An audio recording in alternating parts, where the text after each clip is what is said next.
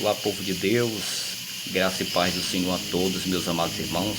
Eu quero aqui trazer nesta manhã uma palavra de despertamento. Por que despertamento? Porque nós estamos vivendo o fim de todas as coisas. Eu quero aqui trazer do Evangelho de Mateus 24:14, que diz: e será pregado esse Evangelho do Reino por todo o mundo, para testemunho a todas as nações, e então virá o fim. Nosso Senhor afirma aqui que o fim de todas as coisas é chegado. O apóstolo Paulo também ele vai falar em 1 Coríntios 15:24, e então virá o fim. A mesma expressão que Jesus ele falava, Paulo também continua falando, então virá o fim. Quando virá o fim? É isso que vamos aqui mostrar através de um pequeno estudo da palavra, para que você possa se despertar enquanto há tempo, enquanto ainda há vida, a esperança, diz a palavra de Deus. Todos nós, desde criança, ouvimos falar do fim do mundo. Lembro-me dos meus tios, ainda bem jovens, ao ouvir o barulho de um avião passando por cima da lavoura em que estávamos trabalhando, saíram correndo apavorados, dizendo: é o fim do mundo, é o fim do mundo. Eles nunca haviam visto um avião antes. Isso ocorreu há mais de 100 anos lá atrás. Desde então, esse é um dos assuntos mais comentados, especialmente entre os cristãos. Na Bíblia, o livro do Apocalipse tem sido discutido e reinterpretado muitas vezes na tentativa de descobrir a data do fim do mundo. Nos últimos anos e nos últimos milhares de livros têm sido escritos sobre o fim de todas as coisas, incluindo filmes famosos sobre o arrebatamento, sobre o Armagedon, sobre o fim do mundo.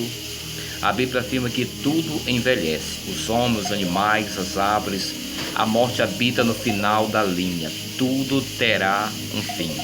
O profeta Oséias afirma que o Senhor vem ao amanhecer do terceiro dia, ou seja, o terceiro milênio, em Oséias 6, versículo 2. Já estamos vivendo o 21º ano do terceiro milênio. Coloque na sua mente o fato bíblico de que esse mundo chegou ao fim. Neste folheto aqui, quero mostrar a você sobre o fim de todas as coisas e sobre o juízo de Deus que já começou para toda a humanidade, incluindo você e eu.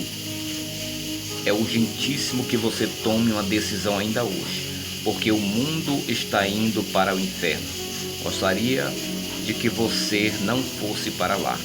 Leia a impressionante história de um homem que foi para o inferno em Lucas capítulo 16, versículo 19 ao 31. Você conhece muito bem a história de Lázaro, o mendigo, e daquele rico, um homem bastante rico que granjeou o mundo inteiro, mas perdeu a sua alma.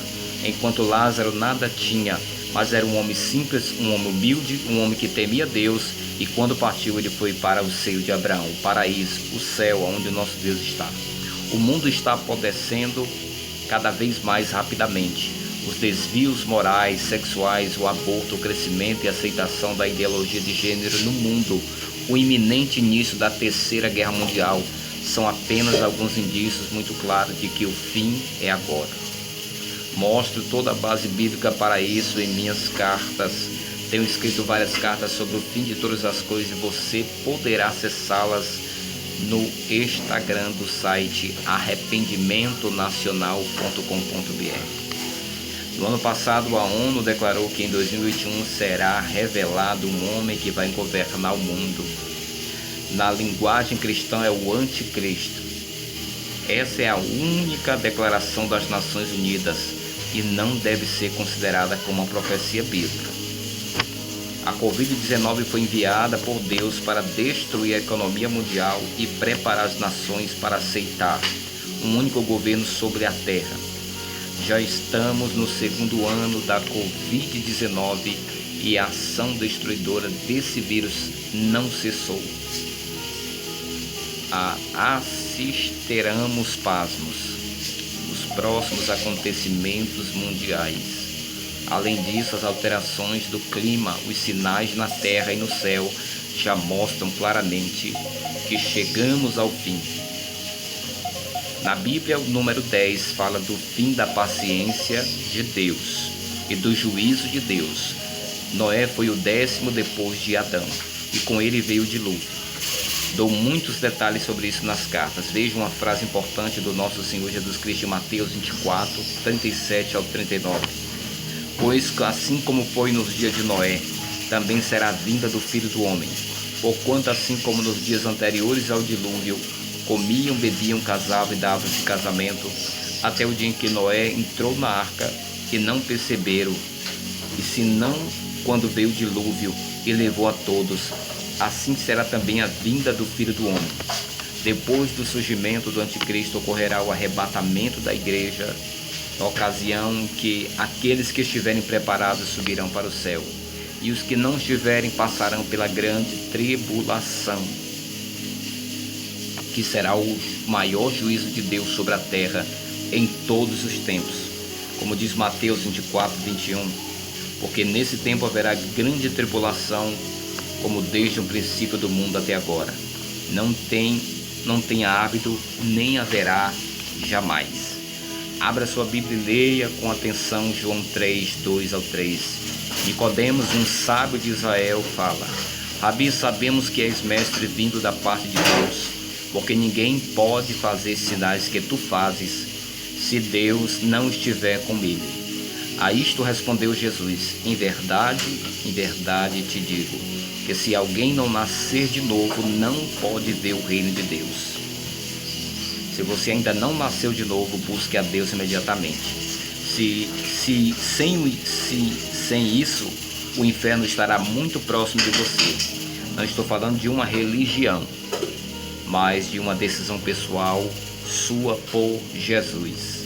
Peço a Deus que o Espírito Santo toque em você agora e não ignore o que está vendo e ouvindo através desta mensagem. Se você não for arrebatado com a igreja, breve terá que colocar no dorso da mão direita ou a testa a marca da besta. 1000 vezes melhor ser torturado ou morrer nas mãos do anticristo do que se deixar ser marcado. O Senhor Jesus diz em João 14,6: Eu sou o caminho, a verdade e a vida. Ninguém vem ao Pai senão por mim. Muitos têm ido para o inferno, lugar do fogo eterno, porque erraram o caminho. Busque a Deus a partir desse momento. Arrependa-se dos seus pecados enquanto ainda há tempo. Jesus, ele está voltando.